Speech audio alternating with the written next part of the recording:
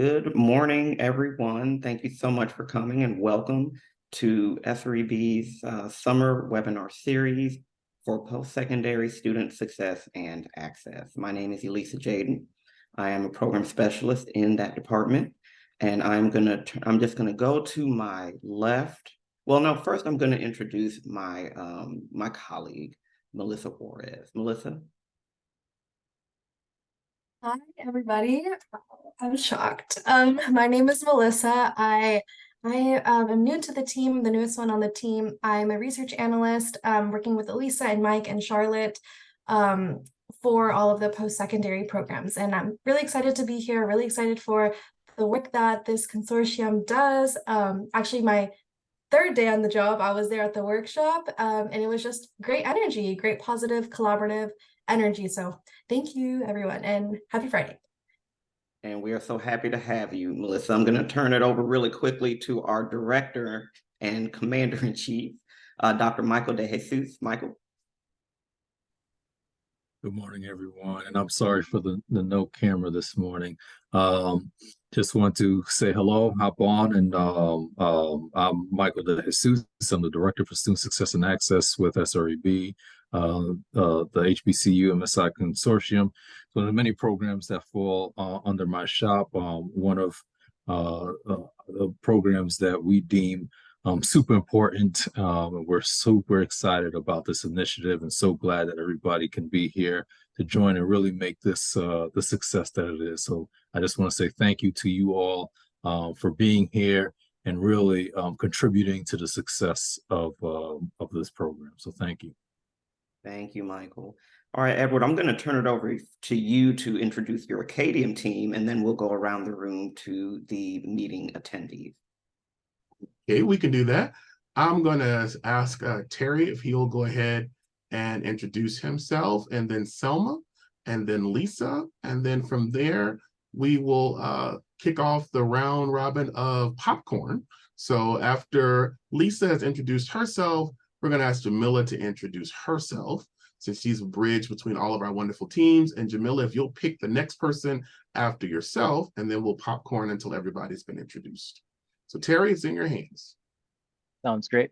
Thanks, Ted. My name is Terry Randolph. I serve as one of the regional vice presidents here of academic partnerships at Acadium. Excited to be able to join in and partner collaboratively with colleagues here, both SREB and Acadium. And I'll go ahead and turn it over to Salar Rees. Thank you, Terry. Good morning, everybody. I am Salar Rees. I am on the partner success team at Acadium. I have the pleasure of working closely with Ed as well. I support a lot of our Hispanic serving institutions in our network, and I am excited to be here and to see the continued growth through our SREB partnership. Thank you. All right, Lisa. Hello, everyone. It's so nice to see you. Thanks for joining us today. I am Lisa Montgomery. I oversee our marketing efforts here at Acadium and have been really excited to work closely with the entire SREB team and community over the last year. So it's been a really great experience, and there's some great just impact happening across the board. So just kudos to all of you for all the work that you're doing. And I will pass it to Jamila. Good morning. My name is Jamila Lynn, Director of Specialized Programming at Benedict College. I also serve as a fellow at Acadium, working with this fantastic team. Really good to be on the line. I am en route from one city to another through the airport, so sorry for not being on camera, but happy to connect at a later time if anyone sees fit. I'm going to pass it to Janine. Good morning. Good morning, Janine. Good to see you on. Good morning, everyone. I am Janine Roberts. I am the online student support specialist at Tuskegee University, and I serve as the Acadium administrator. I have been enjoying our partnership with Acadium and SREB, and I have no idea who I'm going to pass it to. Let's do Nicholas. My middle name is Nicole, so I'll go with Nicholas. So I'm Nicholas Deus. I am the Dean of Records at Texas Southern University, and I've been here since April. So I was out there for the summer meeting for a little bit with Dr. Mans and some other of our team. And I will pass it to Megan from Angelo State.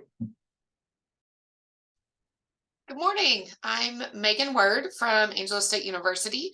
I am the Director of Student Academic Progress at my institution, and I lead all things course sharing, Acadium, and whatever else falls under my umbrella title here. So happy to see everyone.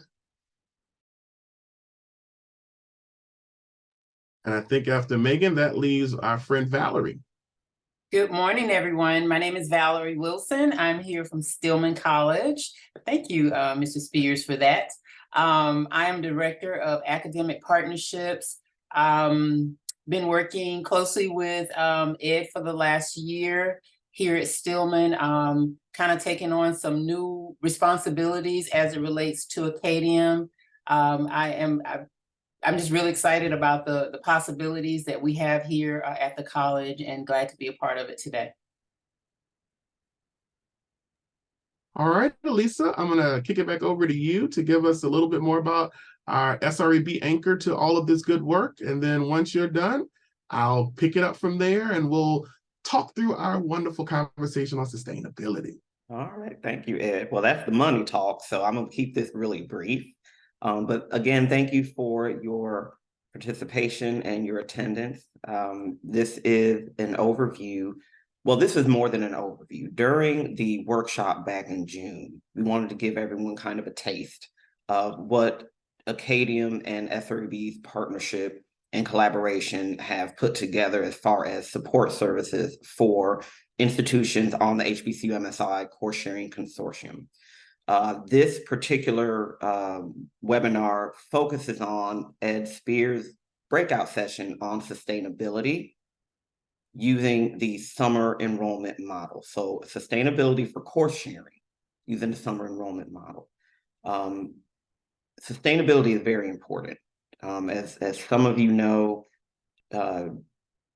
SREB, I guess, sponsored the first 10 institutions for the first 3 years.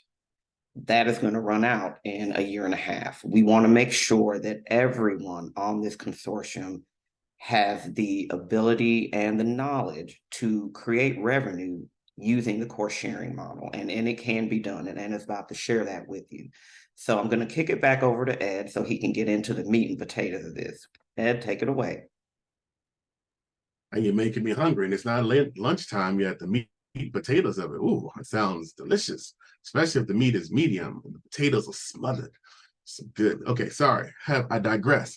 But good morning, I think, for everybody around the different parts of the country we're coming in from. Thank you for taking time on your Friday to be here. And I'm glad we're getting a chance to go a little deeper into the conversation, because I know while we're in Atlanta, we had like a little taste, a little appetizer. So we're going to get a little bit more into the entree on today. So Lisa got me on food motifs. So want to kind of walk through this a little slower than we did in Atlanta. I want to encourage you, if you have questions along the way, jot those down, because we're going to make room for those questions at the end. I want to make sure we don't miss anything. And I know how conversations go. In the middle of the thought, it's really fresh. And then by the end of the conversation, like, now, what was I going to ask again? So I'm going to, take my academic hat back on. So remind you, if you want to use your note grid on your paper or whatever that may be, but please make sure you take some good notes. This is being recorded, so you're more than welcome to watch it again. I'm a big fan of having these as archives, and you can also share this with different team members if they have similar questions after you get the information, but may not feel like you're able to translate it for them. You can share this with them, and then we can schedule some time. Everyone on here, I think we've already had the pleasure of working together, and for several of you, I'll get to see you in a couple of weeks while I'm making campus visits. So super excited about getting a chance to work with each of you. So I'm going to share my screen. And just in case, for those that may watch the video later that may not already know me, my name is Ed Spears, and I'm the Senior Director of Partner Success and the lead for our HBCU work.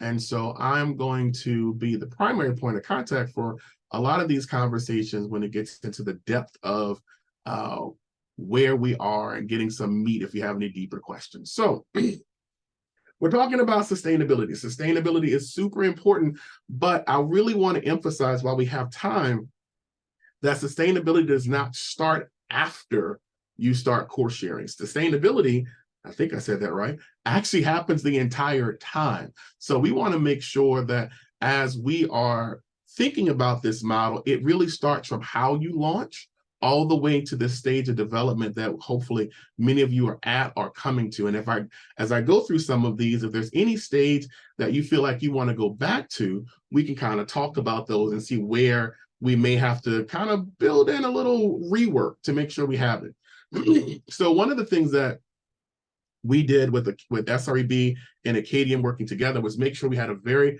systemic launch process. So it's not very random. It's not, in the past, sometimes you just kind of got the box and said, hey, go open it and figure out what pieces you want to use. So we've done something very different thanks to SREB's leading and the work between our team and the insight from Jamila on campus.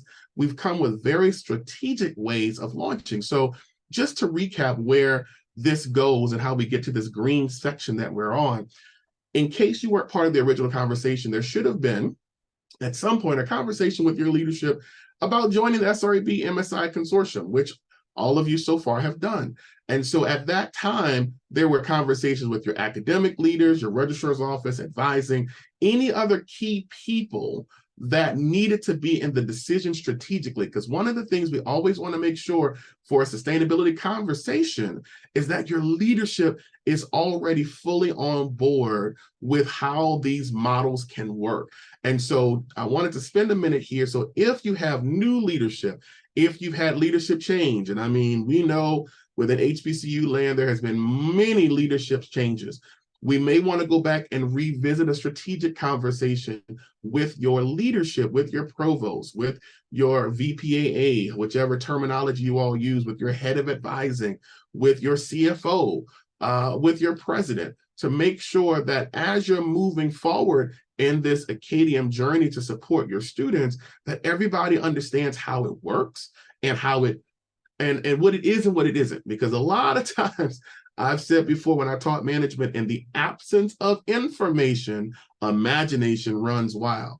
And so there's always somebody that may get in the wrong ear and say, oh, it's this and it's that. And you know what it really is. But until that leader has had that conversation, that overview, sometimes they may only see the invoices going out, or they may only see the requests coming in and not understand how it benefits the institution and how it benefits the students. So if those haven't happened yet, we can have that planning meeting that we normally have with all those leaders up front and get that back in action. For some of you, I'll be coming to your campuses. So if I haven't met your new provost or your new VPAA or your new CFO or your new bursar or your new registrar, whoever those folks are that need to be brought up to speed, I will take that weight off your shoulders where you don't have to be the one trying to explain all the pieces.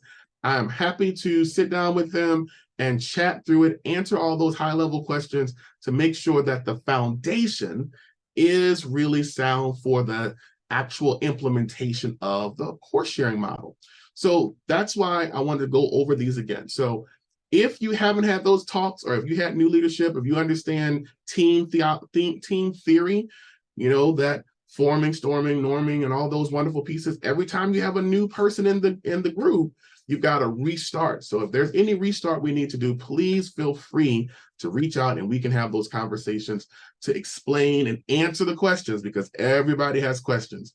And so making sure you have all the support you need to do the great work that you're planning to do to support your students. So once those conversations are done and that fits the foundation, then we build on that with the launch. And so for many of you, you've already done this, but if you haven't, or if you're new, I want to make sure you have this opportunity. One of the things that we do are strategic workshops. So these strategic workshops are really around talking to your deans and chairs, talking to your registrar, talking to your advisors, to really give them an overview in the context of the strategic plan that your leaders have already decided on.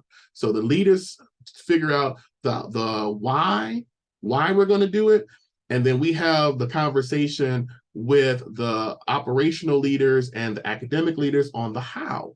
And so that conversation is a series of workshops that we actually sit down, walk them through, answer their questions, because they may not have been a part of that strategic conversation. If you don't build that lead in with those leaders in the middle, you're going to run into a roadblock. So for sustainability, you have to have that complete information cycle. So having those workshops, and again, we're happy to do those.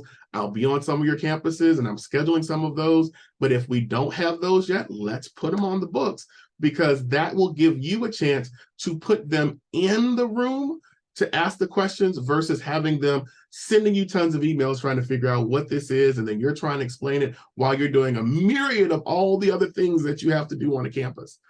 And so it's really important to get them, in the words of Hamilton, in the room where it happens, so we can have that conversation and make sure everybody's on the same page.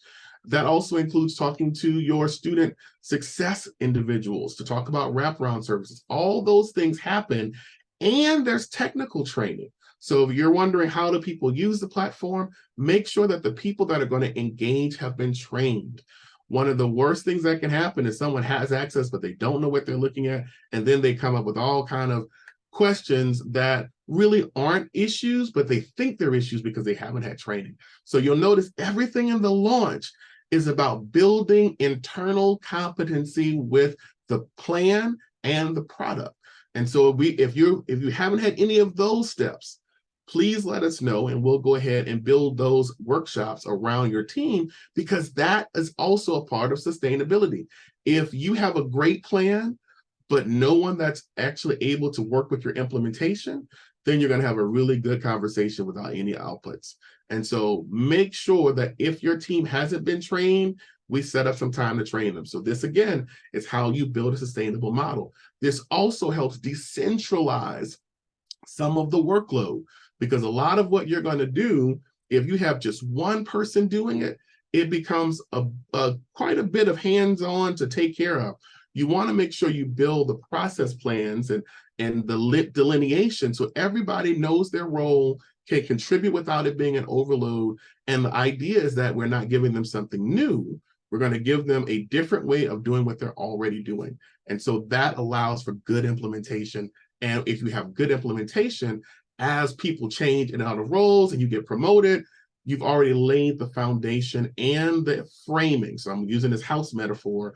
You've got the foundation, and now you're putting up the framing, those skeletons of wood that you see when people are building houses. That is the next stage where you're doing a good launch, getting all those beams in place so that when you get to development, which is where we are now, you're now closing in the house. You're putting up the sheetrock. You're putting in the fascia. You're doing all the external things because you've already laid out the wood frame and the plumbing and the electrical, all the operational stuff has been done and launched. So if there's any of those conversations that you haven't had yet, if you don't have a workflow map, if you don't have policies and procedure reviewed, if you still need to do those things, let's talk, because this will help you sustain. Once you document things, it's much easier to refer back to them than to try to redo them each time. So this is the second part. That launch builds the framing, the plumbing, the electrical, the HVAC vents. All those things are put in. All the operational parts happen at launch. And so this brings us to the bulk of our conversation today, which is when you start developing the real meat of the usage. And so once you have your why, and then you have your how, then we start getting into the what. What is it we're going to do in these whys and hows? And that's the development stage. And so it's really about building your inventory. It's really about making sure those SOPs are in place, that you have a communication plan, and that you have wraparound communication to students. But when we look at that, there's a strategy now that you have the infrastructure in place. And so I just want to spend a little time specifically on the sustainability of it. So once you have these things in place, how do you maintain it? How do you make it fundable where it funds itself? And time permitting, we'll also talk a little bit about some paperwork that often comes in as you're building this inventory and structure. We want to make sure that we have good communication with our students, because again, sustainability includes success. So if I have students going in, but I don't have students finishing, then I'm not really building a sustainable plan. It's not about enrollments, it's about graduation. And so we always want to have good student plans, good communication, both with students and leadership. And then also making sure as we build that sustainability plan, we understand how to incorporate bilaterals in our processes, how to communicate with students, and we update our policy and procedural documents. That will be the legacy of your launch. If you have a good legacy from your launch, then it will continue to grow. So that is also extremely important as you are building this process. So let's talk about the strategy for sustainability. One of the things that people often look at is, well, this has a cost to it. I mean, these courses aren't free. So how do we talk to our CFOs that are looking at the invoices? How do we build a plan that actually has course sharing paying for itself? And many people have the idea that the only way for course sharing to be beneficial financially is for there to be an emphasis on, oh, we have to be a TI. And being a TI is great because you have the opportunity to help other students from other schools get what they need to graduate, but that's not necessary for you to be fiscally sound in your structure.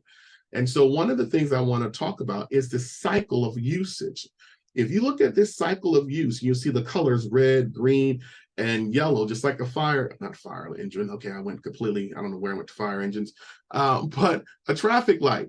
And so we know green is go, full open, yellow is a little cautious, so you can go through, but you're paying attention a little more because you know that this is a smaller window of time to cross the intersection, and red is very limited. You know, that is going to be your least used. Only for emergencies would you have to use something, or you don't run a light unless there's an emergency. So same thing here. So if you notice, we start off with summer. Summer is the most open time to use course sharing for a couple reasons. Fiscally, usually for most campuses, summer is not part of what's called block tuition. And for those that may not be familiar with the term, block tuition is what happens in most campuses on fall and spring, where the student pays one rate for up to 12, 15, or 18 hours. And that's called a block. They pay the tuition for a block of classes. And so in fall and spring, often they're paying one rate for any number of classes between 12 and 18. So sometimes the CFOs have a hard time seeing the cost come through there because they're like, well, they're paying for our courses and now you're giving us a fee for another course. Why would we do that? And so the easiest, and there is a reason for that, and I'll explain that when we get to spring, but the easiest way to incorporate course sharing is as a major summer catch-all. And so when you look at summer is where students are paying by the course. They're paying specifically for one course. They're paying for a course that is only going to be scheduled for that summer. And so it doesn't affect any other teacher load or fall or spring. And it gives the most flexibility for usage because most programs don't have prescribed courses during the summer. So summer is a much more open canvas for you to work on. Summer is more fiscally a bit available because now when a student takes a course, it's very simple to see the revenue generation there. If I know that my student, and I'm just going to use even numbers to make it simple, if it costs a student $1,000 to take a 3-credit-hour course during the summer, and I can get that course from Angelo State for maybe $400 or so, just using really easy numbers, then that means that the school retains the difference between the $1,000 that they receive from the student and the $400 that they're paying for the course. So that means there's a $600 revenue gain that the school will have from each course that student takes. And so it's really, really good that these are going to be able to be reconciled one at a time. So for every seat that student sits in, the school made $600. That's easy math for your CFO. They see that it's a benefit because the cost to do the class is less than the revenue that they took in for the class, and they can see the net profit very easily. This also allows for you to give students a chance to take a course where they're able to build this in without it affecting the rest of their schedule. This is going to be where they can make up for things that were missed. And so we want to make sure that this is an opportunity to catch all. This is also an opportunity where you build your reserve. So if you have that $600 of net revenue from each student taking a class, that means if you had 10 students taking that class, you just brought in to your institution $6,000. That $6,000 was not something the CFO had budgeted for. That $6,000 was not something that the CFO had to work with the provost to find a teacher and pay an adjunct for. They didn't have to provide a facility. Now you have $6,000 that have been brought back to your institution, and those dollars can be put in what we call a reserve, so that if I earn $6,000 during the summer, and now during the spring, I have a senior that needs to graduate, and the CFO says, well, that course for that senior is $600, and they're only paying our tuition, and that tuition covers the 12 hours that they're taking with us, who's paying that $600? Oh, we have that already in a reserve from the previous summer.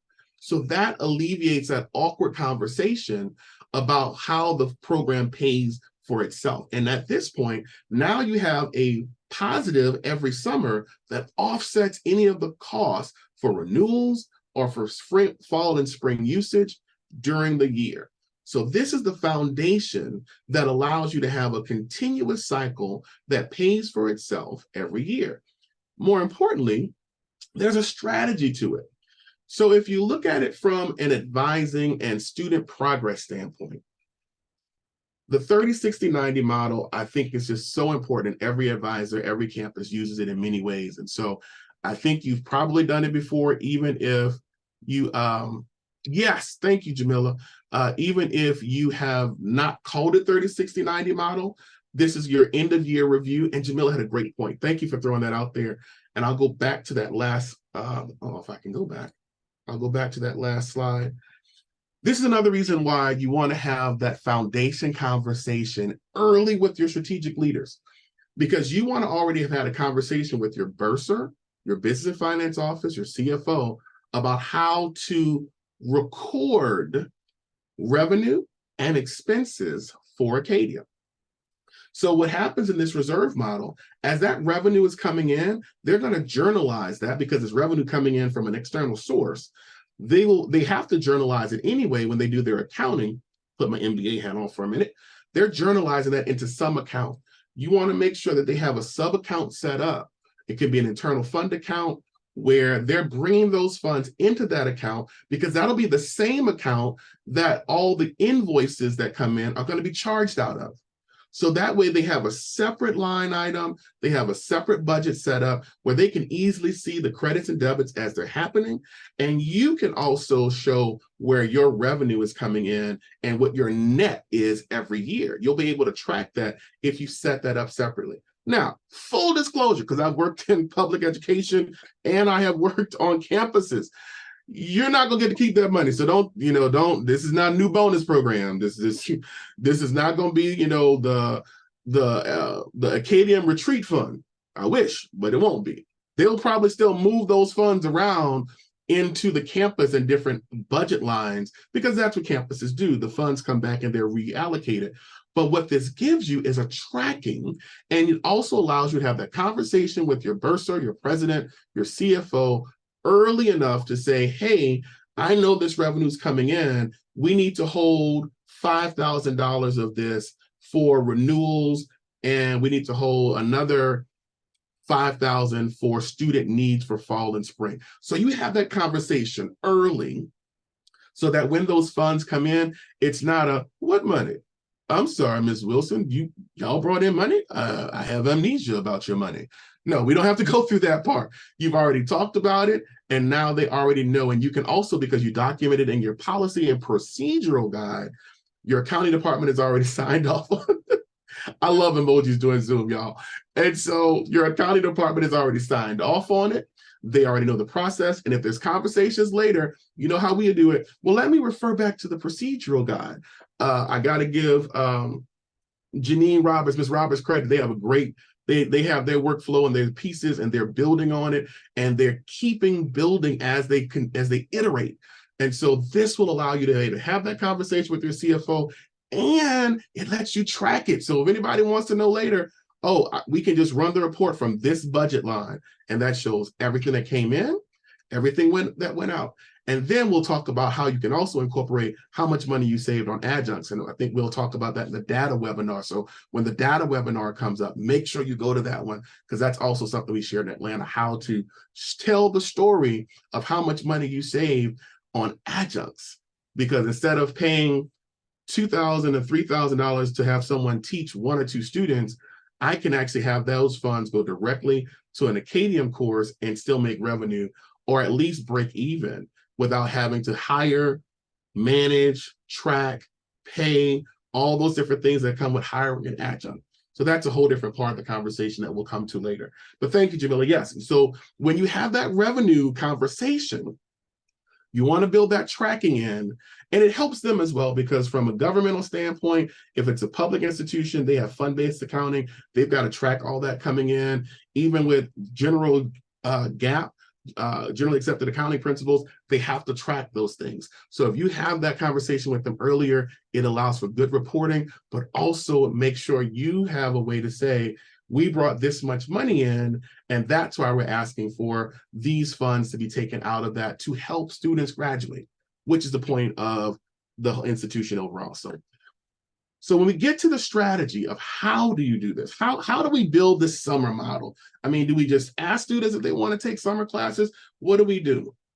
First of all, understanding that spring advising, when you start advising in spring for your spring semester, you're also advising for summer. So you're looking at spring and summer at the same time. And really the big window is at the end of each of their years. So the 30, 60, 90 method means that, as you've seen before, at the end of your freshman year, you should have 30 credits. So 15 one semester, 15 the next semester. By the end of the year, you should have 30. If you don't have 30, we're going to have to look to see, what did you miss? Did you drop a class? Did you have a scheduling issue? Was there a conflict? Why don't you have 30? And do you have the right 30? So at the end of my freshman year, my advisor is going over that with me. And now I have a chance to see what I need to take during my end of freshman, before sophomore summer, to make sure I'm ready for fall of my sophomore year. I do that, and then if I had to retake a class, I don't have to add 18 hours to try to take that class again in my fall. I can do it during the summer where I have a lower cognitive load. And here's why that's important. If I struggled in that class during the fall or the spring, I get a chance to focus on just that class for a concentrated amount of time and do just that. I'm not trying to do 12 hours, I'm doing 3. Got a better chance of passing it. I've got a better chance of comprehending it. I've got a better chance of completing it. So that's why the summer works for the students as well. So at the end of that at the end of the freshman year, I'm looking at their 30. Do they have 30? Do they have the right 30? If they don't, then I give them the option to take a summer class. At the end of their sophomore year, I'm looking to see, did they get all the things that they need before their junior year? So at the end of their sophomore year, they should have 60 credit hours. 15 and 15, that's another 30 added to the freshman 30, that gives them that 60. End of sophomore is really critical, because at this point, you're about to get into your major classes in many cases. There are specific prereqs that needed to have been taken in your freshman and sophomore years that if you don't have them, you're not going to be able to take the classes you need in the fall. So this becomes a critical makeup semester where that student can take those classes that they might have missed. And for your faculty, it's a win, because, faculty, well, you're going to take students out of my class. No. Because if they don't have that prereq, your fall class is going to be short. Your faculty load is going to be off, because you're anticipating, when you matriculated that student, you wrote out their 4-year plan. In year 3, they were supposed to be in this class, and you anticipated this many students. Well, if they don't have the prereqs, they're not going to be in that class. So summer allows for those students to catch up on any classes that they did not catch in their freshman and sophomore year. Again, low cognitive load. They can take them during that summer, and now they can take their full load in their junior year. Junior year, hopefully everything goes great, but at the end of the junior year, This is the most critical because you want to catch any rising senior and you just did their degree audit anyway. Instead of saying, well, you can graduate if you take 20, you take 18 in the fall and 21 in the spring, you'll graduate. Yeah. And if was a skiff, we'd all take a ride. That is a huge gamble to add those courses. And the student wants to graduate, so they're willing to do it. But their opportunities to succeed get smaller and smaller the more courses we're adding into that senior year. But if I get to them at the end of their junior year and I have that comprehensive conversation with them and I build in whatever courses that they need during the summer, when they get to their senior year, they're taking just the senior courses. Sometimes those are senior intensive and they're heavy, a lot of cognitive load. Now they're not trying to also work in a gen ed class that they miss, or they're not trying to also work in a lower level major class that they needed. This allows them to have a better chance of graduating, and then you have that completion and that person walks across and everybody wins. So these summers allow for you to build a catch-all for each set of students. So now you've got sophomores, juniors, taking these classes during the summer to stay on track so you have less chances of students falling out. They're taking them online asynchronously, which means that if they have to go home and they're working during the summer, they can still take the class. If they need help, you're going to still have those wraparound services. And I know that's one of the things Jamila's going to talk about in her session. So I want to make sure you catch the wraparound and the student success session, because building those things that allow for students to have those wraparound services is really important. But you support them to be able to take those summer classes to stay on track. The other thing that summer does is allows you variation. So if you have students that are taking an internship, you can add a class as one of their elective classes that they can take during the summer that correlate with the internship. So you now have an opportunity to let those students take those classes that they need. Or that they desire to class. So summer is open where students can also take elective courses that they would like to take, but it doesn't take them out of their fall and spring major classes or required classes.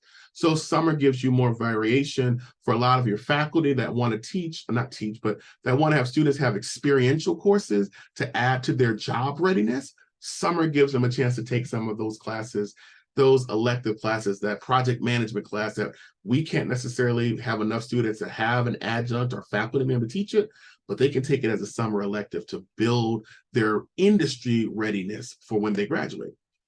So that's how you start off, and summer is one of those things that helps a lot. And then the more you get into the idea of it, you look at different funding sources, you look at different ways to help those students. The sooner you can let them know about it, especially if it's spring advising or before the end of the semester, they can look at the funding and all those different things to make sure they can afford the class, because this benefits them getting finished and not having to take a whole nother year out to finish their degree. So summer is primary, spring is your secondary. That's your yellow. That's your, we can use it, but we don't really let everybody use it. Spring is for your seniors, because your seniors are trying to graduate. And so anybody who didn't get caught in that junior summer catch up, or they messed up or had an issue in the fall, spring is where you open the door just for that group primarily to take those classes to make sure they're on track. Spring is also where you have the makeup for your athletes. So this is another special group that, because of their schedule or because of conflicts in the timing, they weren't able to take certain classes, but they still need to get them finished. You can let your athletes take them in spring or summer. So spring becomes your secondary. Oh, thank you. See, thank you, Elisa. Y'all got to remember, I was having fun and I'm just enjoying myself. So I'm gonna try to wrap it up. So spring is your secondary. And because you built your reserve in summer, when you have to use funds for spring, you already have those funds you can pull from. You also have the ability to share with your team that you're saving on adjunct, which is a whole nother conversation. So spring is your secondary. And then fall is your special cases. Fall, I'm also going to pull from that reserve, but it's going to be an even smaller group, because normally if it's a fall need, I have fall or spring for them to catch it up, unless it's something specifically for a senior that needs it before, or it's a prerequisite that they need before a spring class that they didn't take during the summer. Fall is a smaller window. Fall is also when it's usually an institutional need. So like we're seeing with a lot of places, we lost a faculty member and we have to get this class because our students need it. And we promised them they were going to have it. They've already registered for it.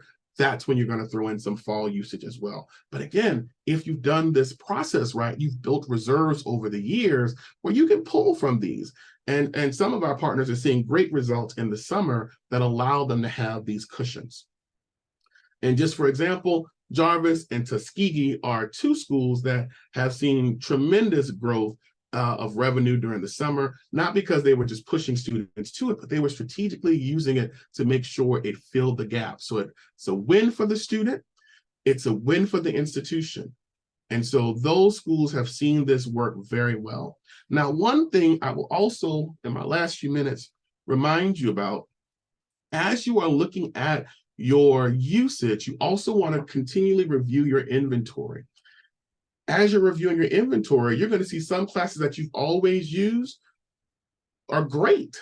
But when you go in, you might see a Purdue Global that has like online courses for under $400 that may be less than the courses that you've used before. And so every year I suggest that you do an inventory review to make sure it still has what you want. That it matches your new curriculum, but also to see if there are any new coursework that might be able to fit your needs at a lower price point or a different frequency. When you do that, you may run into some institutions that you're not already in a consortial relationship with. They're on our network, they're regionally accredited, they're great schools. They just may not be a part of the SREB consortium already, or they may not be a part of the CIC consortium already. And so you've reviewed them, they're a good school. We have what's called a bilateral agreement. You want to make sure you have a process for these because it's a document that allows for you to add them into your network of usable schools. The reason this is part of the sustainability conversation is because the longer you take to get that bilateral process through your end, the time window for that student to get in that class gets smaller and smaller. So if you already have a process to pre-vet the bilateral, it's a standard document that happens pretty much the same. There's about maybe 3 or 4 variations, but they're pretty much identical. Have those pre-evaluated, have them pre-screened by your legal and your provost, so that as those things come in, they already know the document is fine. They're just now evaluating if they want to work with the school or not. That allows you to open your network to larger opportunities, and your students have different courses that can take in a broader scope. But bilaterals, I hear a lot of people, they'll get them, or Rob or Selma are kind enough to say, hey, you've got an enrollment that looks like it's going to come across as a transfer, which means your student's going to have to request the transcript and all those different pieces. But we want to make sure that you have the opportunity to make it transcribable, through a consortium where you'll now get all those grades electronically, and you can bring them in as your own course. Okay, I'm going to stop here because it's about 10 minutes till, and I'm having too much fun. And the rest of the conversation will definitely, you want to know more, we can do that. We can have some more conversations there.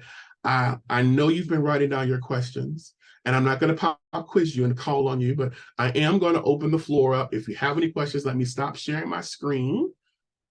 Ta-da. All right. And you can unpin me because I got a big old face right now. So, but if there are questions or comments, if you've done this on your campus, you have some insight you'd like to share, or if there's questions, or if there's things that you wanted additional follow-up information on, please feel free to chime in, and I'd love to answer those questions for you, and then we'll turn it back over to SREB. So any questions, comments, thoughts? Now, as an instructor, questions prove that people were listening. So I'm just saying, any questions? Yes, Megan, did you have, I thought you had a question. No question. I was just turning my camera back on. Okay. Do you need me to ask a question? No, only if you have one. So I was just making sure everybody had a chance to ask any questions if they have any. but I do thank you guys for your time. Valerie, you unmuted. Do you have a question? I do. Well, what is your question? So Stillman has been a TI, a teaching institute, and we are moving our way into HI. And so there are a lot of questions in this added role that I have in terms of the HI side. I'm wondering if there are any of the institutions who have, and I know every institution is unique and different, but in my mind, the way I kind of think about things, I'm always kind of looking for a template, if you will, of operations, of workflow, because we all have, basically the same roles, registrars, advising, and all of that. And so does anyone have anything that they have created that is shareable amongst the group so that, I'm not trying to figure all this out in my head? That's a great question. I'm not going to point at anyone in particular, Janine, but I know there are some schools, Janine, that have built some great graphics, Janine. If anyone might have anything they'd like to share, Tuskegee, that might be able to point to that. Anyone? Sure. I do. I handle the registration for Tuskegee. And what I did to make it more efficient and more effective was I developed some forms that we use. And I'm going to see if I can share my screen, and I'll share the folder with you if I can find it. I forgot I need to actually open it all the way up. And then I can do it. Okay. Thank you, Janine. You're welcome. And so this form right here, I created. Oh, did it go? Okay. This form right here, I created to send to the advisors, department heads, deans, whomever's trying to get a student enrolled. I give them this form for them to fill out and send back to me so that I can get the student registered. And it's very simple because all the information is already on Acadium. It's on that Acadium page. As you know, as a teaching institution, you supply your course title, name, start date, end date, drop date. So this just makes it easier for me when they're coming in. And then I also created a form for the students so that I can put their information as well. And it has it asks for their basic information, name, date of birth, everything that's required for Acadium. Then we also added another portion regarding their financial status to make sure that they are financially cleared to take the classes. And I can share this with you if you're interested in receiving it. And I did. Well, does that answer your question, or did you have anything else? Because I had a question for Mr. Spears. No, and honestly, I might not even know the question I need to ask at this point, but I appreciate you starting with this part of it. So sharing this would be helpful, and then I'll make sure I reach out to you as well. Yes, anytime. Okay, and I'm going to brag on Janine for a minute too. They also have a process map that looks pretty good too. So I'm just going to put that out there. Oh yeah, I can share that too. That's I just recently did a presentation to our department heads and deans, so that's why I have this at hand. But this is the workflow that I worked up that just basically breaks down how we do it here at Tuskegee. And I do know we do it a little differently, like the mapping process. I hope I don't get spanked on the hand, but we technically don't pre-map our courses. It's done on that form that essentially it's done on that form that I created. So when I go in to register the students, I do it for the advisors at that time. But I can share that with you as well. Okay, thank you. Thank you, Ms. Roberts. And this is a good example so I have schools that pre-map. So once the request comes in, they build it and they map it right then. I have schools that post-map, which means they wait till they get the reply back from Acadium saying the student's been accepted in the class, and then they map and put it in. So Elisa, I'm just going to throw this out here. I think we might want to do a work session on processing. Okay. And so getting all the schools in to maybe share how they're doing it may be a great way for them to cross communicate on different ways that how they process. Like Fort Valley does it one way, Tuskegee does another way. I'm sure Megan has a different way that she does the teaching side and the home side. She's got two different processes there. And so bringing everybody together and, let them know this is not going to be like a webinar. It's going to be really a work session where everybody kind of brings their stuff. And then we can really build some continuity around that. So I'm just throwing it out there. But Ms. Roberts, I jumped in before you asked your question. I'm having fun. Oh, no worries. No worries. I always enjoy our discussions. You know that. My question was about the student wraparound sessions. Can you go into more detail about that or re-explain it if I just happen to miss it? No. So Jamila is going to be doing a session on student wraparound service and telling your story. And so Jamila is our on-campus fellow that has been doing this, and she's written, and if I haven't shared it with you, remind me, but remember on support, there's like a section for the communication plan, and Jamila has helped write some of those documents.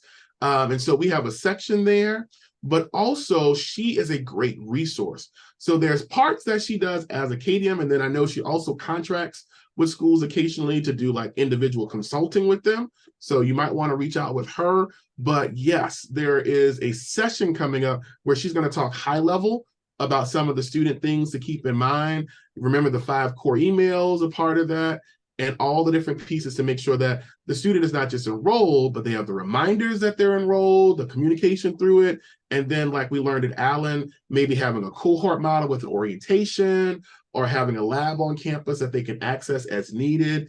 That's kind of if their technology goes down, this is kind of one of the things they have. Okay, y'all got me all I was tired until we started talking. So Elisa, I'm going to turn it over to you. I know I have eaten up all the time. And so if you would give us the upcoming webinars and share the stuff that SREB has coming up. I think we're supposed to be in Atlanta pretty soon in September, if I remember correctly. That is correct. The second annual SREB Student Success Summit is coming up next month, less than a week away. I'm sorry, a month away, September the 13th through 15th. If you haven't already registered, please do. If we need to resend the registration link, we can absolutely do that as a follow-up. The next webinar is actually September the 20th. So the following week after the Student Success Summit. It is Wednesday the 20th from 11 to noon, so same time, different day. So that is about a month away as well. And that is on student support services. So that is Jamila's session. The final installment in this webinar series is I am at a loss. I think maybe I skipped one.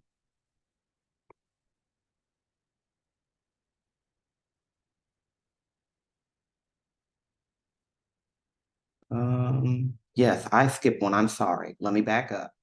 The next webinar in this series is Tuesday, September the 29th.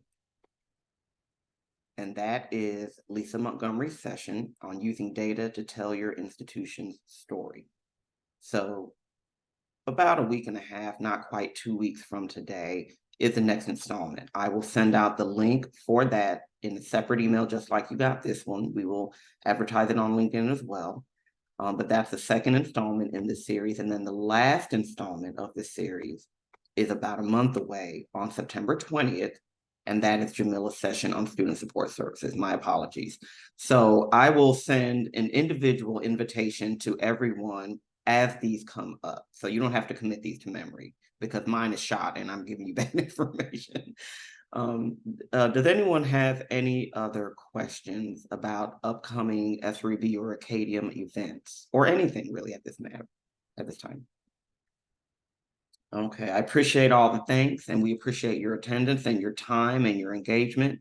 We will continue to crank this information out for you because our goal is to make sure that this is successful for all campuses, not just some. And whatever we can do to help our institutions ensure that this is successful, we are here for you. Do you guys have anything else, Terry or Jamila or Ed or Michael? Just thank you, everybody. Megan, always good to see you. Love having you on the calls. Our HITI in the house, our longest HITI in the group so far. And so thank you for that. Valerie and Janine, you know, we running deep. So I appreciate you guys being here. Looking forward to seeing you on the campus soon. And our friends at TSU, glad to see you guys are moving nicely. And so looking forward to continuing our work there. But thank you, everybody. And thank you, SREB, for bringing us all together and allowing us a platform to be able to work as a team. Melissa, did you have something to add? No, I'm just doing the little clapping emoji. Oh, okay, my bad. I can't see with my glasses on. So, all right, guys, just seconding Ed's thank you to everybody on behalf of SREB. We thank you all for attending. We do look forward to seeing you all in September in person. These virtual meetings are great, but I think the synergy you get in person is unmatched. And so we do hope you all registered. We look forward to seeing you there. And thank you all for the wonderful work you're doing with this consortium. We really appreciate all you're doing. And we're looking forward to having more students served. So thank you. All right. And by that, I will close out and we will see you for the next one. Bye-bye.